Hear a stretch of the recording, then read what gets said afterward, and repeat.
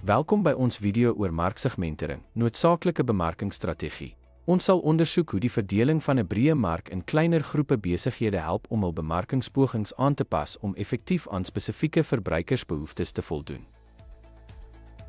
Marksegmentering behels die verdeling van 'n mark in afsonderlike groepe met soortgelyke behoeftes.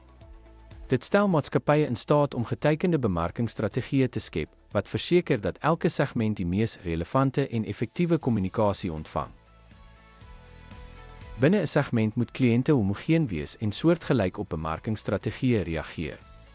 Byvoorbeeld, volverkopers prioritiseer veiligheidskenmerke en gedeelde belangstelling toon wat bemarkingspogings rig. Segmente moet heterogeen van mekaar wees, wat beteken dat hulle duidelik onderskeibaar moet wees.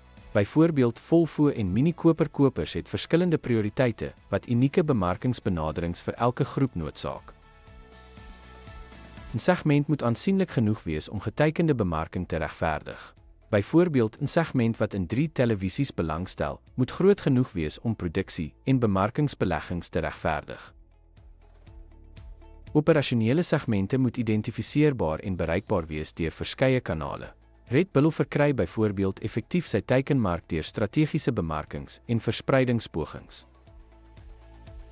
Segmentasiedimensies sluit in demografies, psigografiese, gedrags- en geografiese faktore. Hierdie dimensies help besighede om verbruikerseienskappe en gedrag te verstaan, wat meer presiese bemarkingsstrategieë moontlik maak.